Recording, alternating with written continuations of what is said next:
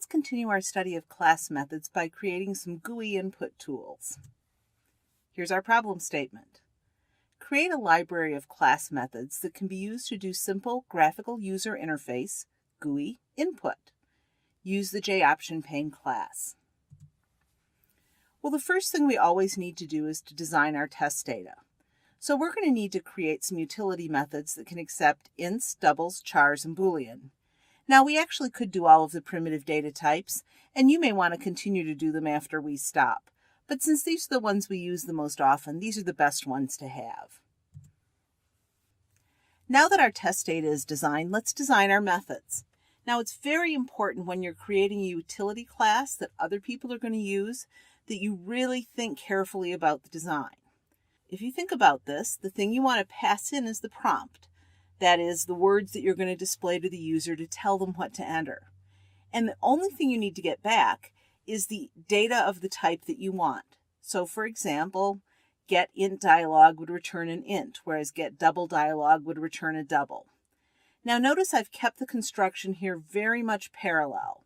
They each start with a get, then there's the type of the data, and then it ends with dialogue, and the string prompt on all the parameters. By keeping it parallel, it's easier for other people to remember it. And if they have an easier time remembering it, they're more likely to use your class, which is, after all, what every good software engineer wants. We're going to have to study the JOptionPane a little bit to do this. There are 4 kinds of dialogues that can be created. One is called a confirmation dialogue. Those return either a yes or no answer, so that isn't really what we want. Then there's an input dialogue. That one gets input from the user, so that's a possibility. The next one is a message dialogue. These show users a message but don't get any input. And then there's sort of a general catch-all that's called option. We're not very interested in that. So given those 4 types, the one it looks like we might be interested is the one that gets input from a user. Now, we're going to look through the API, and what we'll see is there are some methods called show input dialogue. Now, these don't look quite right because they take an object as a prompt. Object is a problem because we don't really know what that means right now. Well, it turns out anything that isn't a primitive data type is an object. So string, for example, is an object. Our methods are going to have a clearer interface than this. Let's go look at the API. So here's our API. We need to find the JOptionPane class.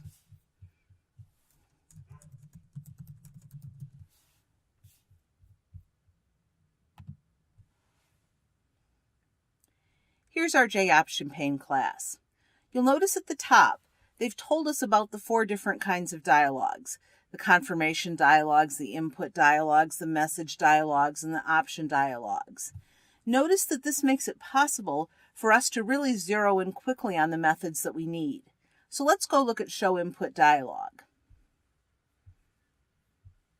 You'll also notice as I'm scrolling down that this is a very large and complicated class. Don't let that bother you, though, because we're only going to use a little part of it. So right here are the methods that are called show input dialogue. Now we notice that these are all static methods. So that means we call them from the class name. This means they're class methods, remember. And that we do it with JOptionPane. So for example, we'll do JOptionPane period show input dialogue to call these methods. Now what we want to look for is the simplest signature we can possibly find. So notice that here we've got one with 2 parameters, here's one with 3 parameters, one with 4 parameters, and so on. But if we go down, right here we have this nice little modest one that just has a message as a parameter. That one looks like it's going to be handy. Now the problem is that one returns a string, and we're going to want to return an int, a double, a Boolean, a char, so we're going to have to manipulate those strings and change the type of the data. Let's think a little about how to change a string to an int. Well, because this involves integers, we're going to look in the integer wrapper class because that has a lot of options. Now there are 2 basic options. We can use an integer object if we want, or we can use class methods. If we're going to use an integer object, we're going to need to construct it from the string, and then we'll use the method int value. Now notice int value doesn't have any parameters because it's going to return the value that's stored in the integer object. The other way, and this is the way we're actually going to do it, is using class methods. The problem is that we've got a whole bunch of different class methods to choose from. We've got Decode, we've got 2 different value of methods, and we've got Parse int. So in order to make choices between those, we're going to need to look at the API.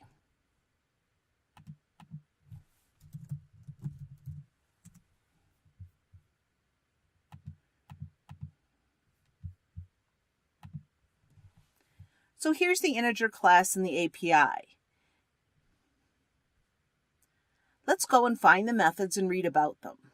So the first thing we have is this decode method. Well, we notice that this returns an integer object. So if we're going to use that in our program, we're going to have to take that integer object and change it into an int. Now we know how to do that. That's what the int value method does. So we can do that if we want, but let's see if there's something else in this. So notice in the documentation, you only see the first sentence. When you click on the method, you're going to see a lot more details. So this tells us that it accepts decimal, hexadecimal, and octal numbers given by the following grammar. That looks awful. How do we know how to deal with all that stuff?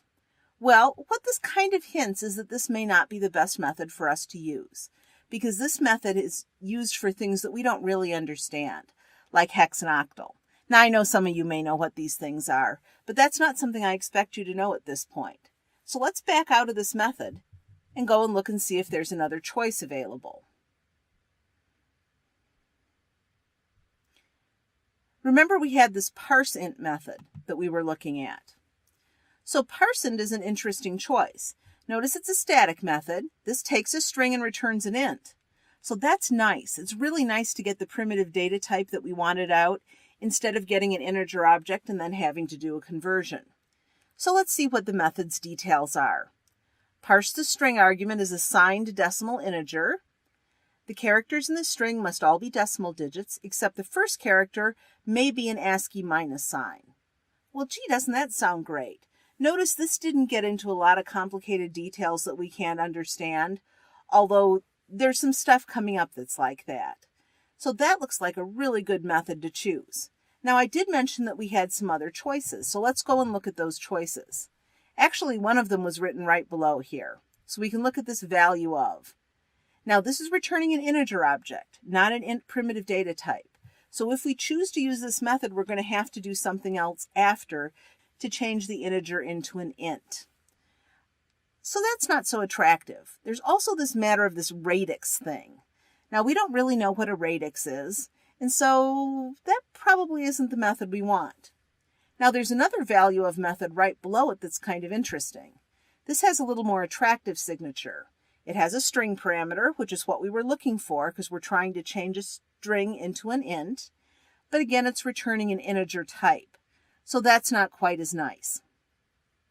So it looks to me like this parse int method is probably the best one for what we want. Now, I'm not saying that this method couldn't be implemented with these other methods. In fact, it could. And if you'd like to do that, that's a fine exercise. So let's go to Eclipse and write get int dialogue first. Now, I've imported the JOption pane class. Up above, remember that's in javax.swing. If you don't know where I got that from, remember that's the package name that's listed above the class name in the API. So what we're going to do, JOption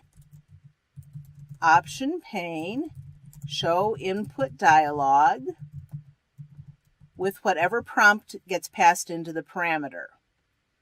Now remember, this returned a string. So we need to save that to a variable.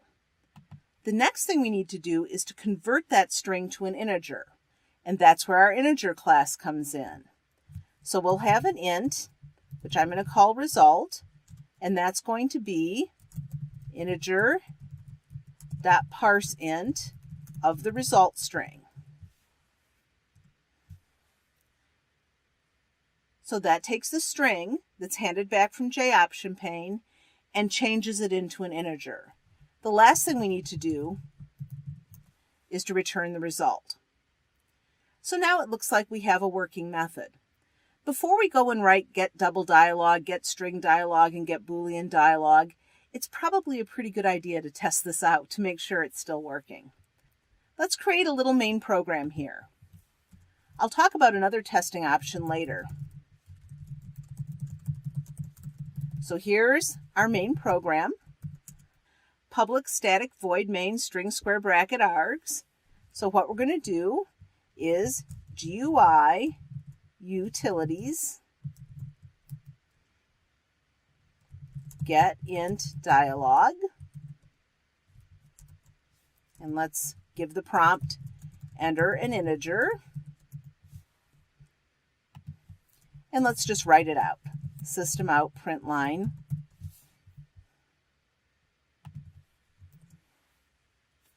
So that's about as simple as a test could possibly be. So when we run it, we see that this little input dialog pops up. I've entered a 3, it prints out a 3. Now, you might ask what happens if I enter something that isn't appropriate. Like, for example, space, space, space 3. Can it handle that? Well, it can't. And this is a real limitation of our programs at this point. In fact, we're not going to know how to work around this problem. So for now, we have to assume our users are perfect. That's a lot to expect of users and is actually patently unfair most of the time. Now that we know that our getIntDialog method is working correctly, let's copy and paste and try to do the getDoubleDialog. The plan is very likely to be the same, except our result will be a double. And of course, we're not going to want to use integer.parseInt. We could probably guess that the double class might have something to offer us.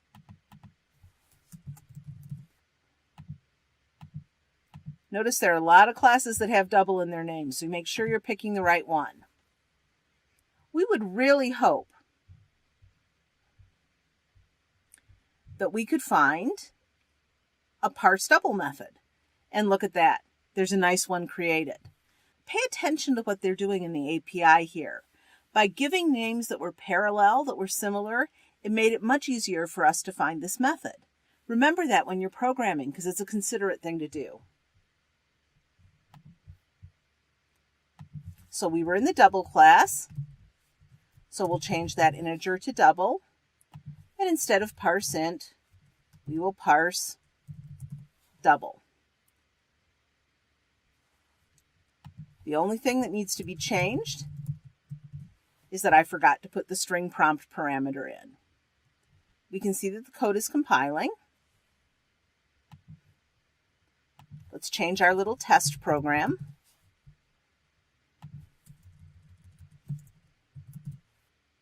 And right now Eclipse isn't happy. Let's take a look and see what's wrong. Can't make a static reference to a non-static method. Remember, that's one of those crazy little things in Eclipse that doesn't really give you very helpful information. But this is what it's complaining about. Now, you can see that I've made that mistake in several different places. So let's just fix that right now. And in fact, while we're here, let's put our parameter in too.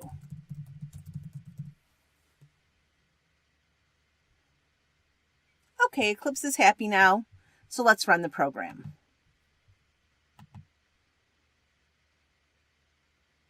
Enter a double, 24.798. 24.798. That's looking good. Now, let's think about this next one, Getstring Dialogue. It'll probably be similar to the double one, except if you think about it for a minute, all that's going to happen is we're going to return the original string. So we probably don't need to copy all those lines of code. Let's just copy this one.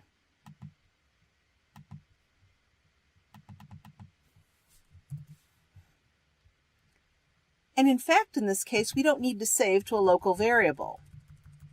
We can just return. So that's very simple. So notice we're not getting much value out of the Getstring Dialogue method. It's basically just calling the J option pane. But the value we're getting is by creating a complete set of methods that somebody can use. They're more likely to use them.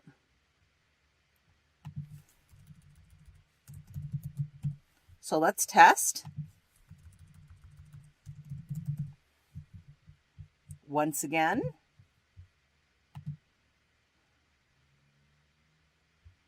Enter a string.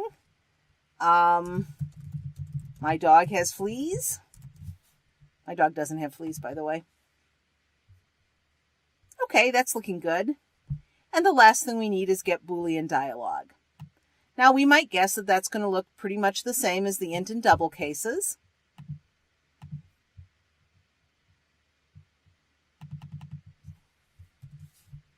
The only thing is we're going to need to be able to parse a Boolean. Now we certainly would hope that the Boolean class is going to have a parse Boolean method in it. So let's go and look for it.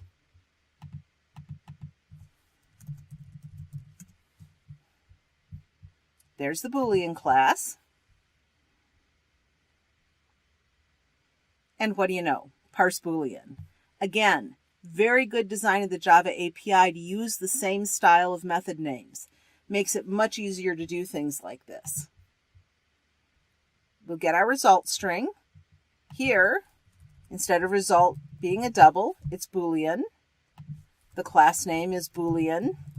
Remember, with a capital B because it's a class. And we'll have parse Boolean. And then we'll return result.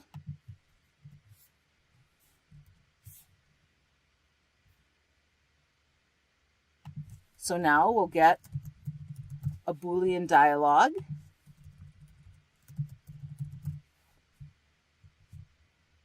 And let's see what happens.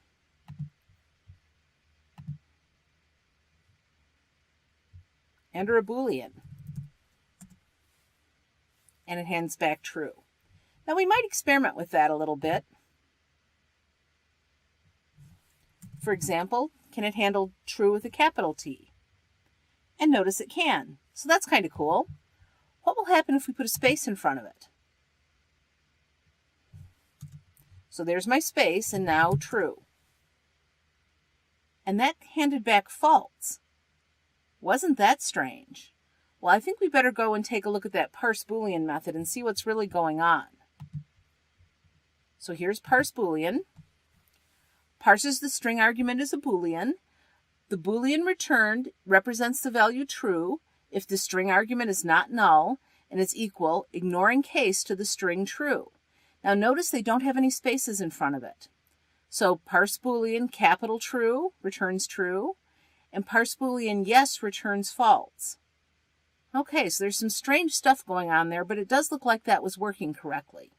One thing you might want to remember when you're using this is to make sure you tell the users to enter true or false, because otherwise they might enter yes or no or something else like that, and that's going to be a problem. Now the next thing we might want to try is testing from another class. Remember, we're creating utilities here, so we're hoping other people are going to use them from their classes. Putting a main program in this class to test, not so nice. Let's make a separate class and see what we can do with that. So I'm going to cut my main program, and now we're ready to create another class. So we're going to create test GUI utilities. And we can put a main program in that. Although, come to think of it, since I copied the whole main program, we probably don't want to do that this time.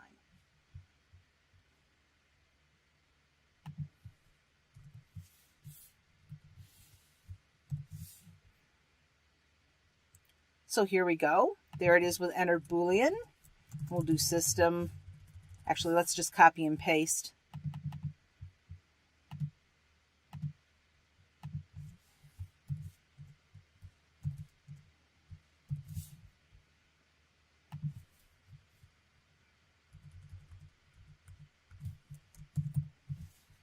So enter int dialogue, enter an integer, enter double dialog, enter a double, and Getstring Dialogue, and enter a string. So here we go.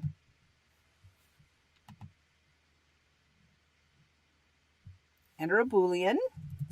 You know what to do this time. Now we enter an integer. Oh, I did a silly thing. I entered 5.7 for an integer. 5.7 is an integer. Well, that's my fault. Let's try it again. So here's our Boolean. Let's try 2 with a capital T, because that one was supposed to work. And it did. Now let's just try an integer 5. With a double, that's when 5.7 makes sense. And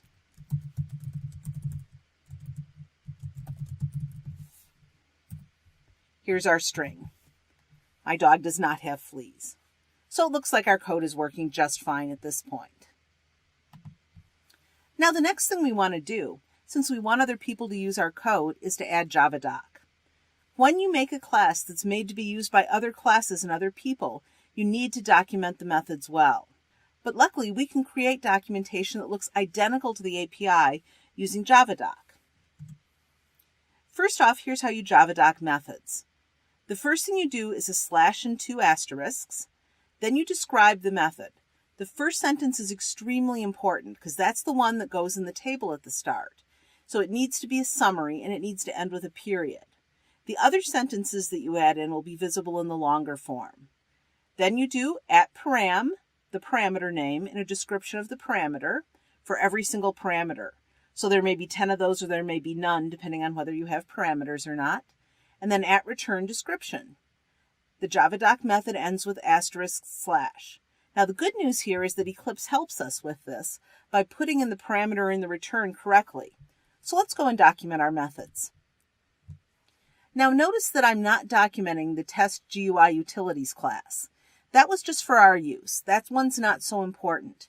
But the utilities that are meant to be used by other people, those should be well documented.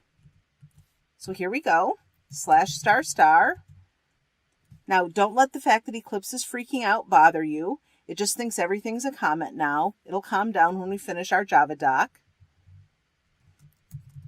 Create an input dialog with the given prompt that returns an int value. Now, you might notice that when I hit return, the rest of the asterisks and the @param and the @return all appeared right away. Eclipse did that for us. So prompt is the instructions to the user, and it returns the int value the user enters. Now, we might want to think about what other things we could tell people that are going to use this method. One thing I think we should tell them is that it's not very robust. So if the user makes a mistake in data entry, the program breaks. So let's put that up here. If the user makes a mistake in data entry, like entering a double instead of an int, the method will break. It's really good to own those things when you write them so people don't get surprised. Now, as it happens, our methods are very much alike. We're going to copy and paste our Javadoc. When you do this, though, you really have to read carefully to make sure you don't have things that don't make any sense in there. So here we go.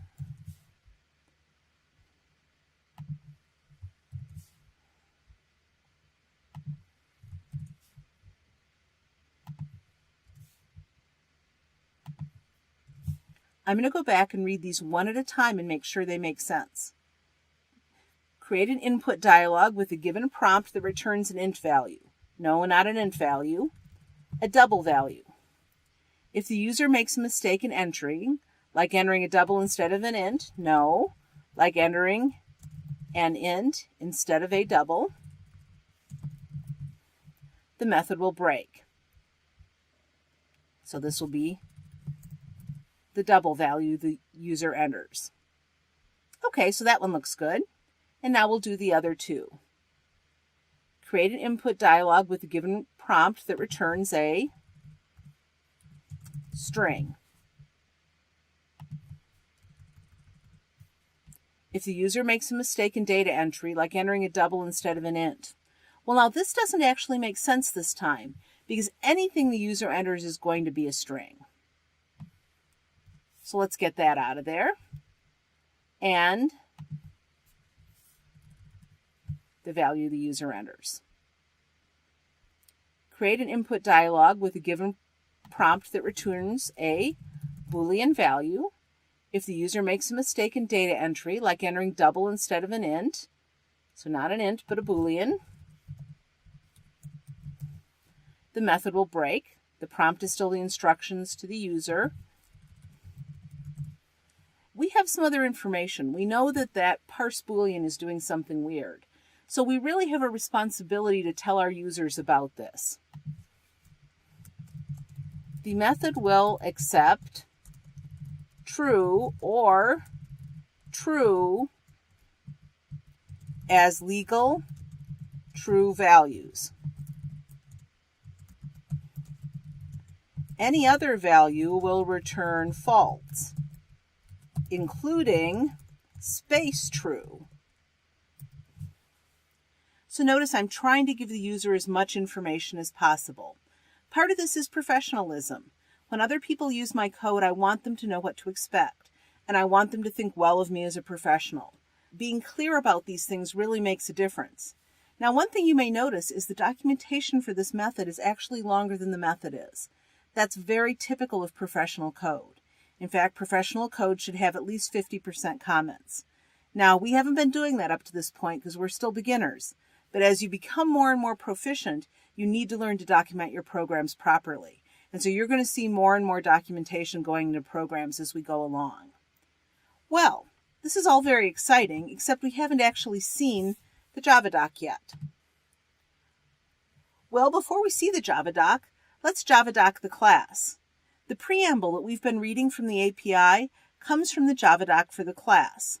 So it starts with /*, then gives a description of the class, then @author and the author's name, @version and the version number. This would be version 1.0 because it's our first version, and ends with an */. So let's finish our documentation. So we've created a class utility methods that wrap a JOption pane and provide easy access to int, double, string, and Boolean types. Now, as you see, Eclipse has a strange name for me. It is not how I represent my name. And here, so there we have the rest of the documentation. So now we have a lot more documentation than we have code. That may look wasteful, but it really isn't. The documentation is some of the most important part. So the next thing we need to do is actually generate our Javadoc and take a look at it. So we go to Project, Generate Javadoc. We can just accept the defaults because they're perfectly fine. And the Javadoc in the class will appear in a pane labeled Javadoc below and will be in the tooltips also. Here we are back in Eclipse. Project, Generate Javadoc. Like I say, all the defaults are just fine.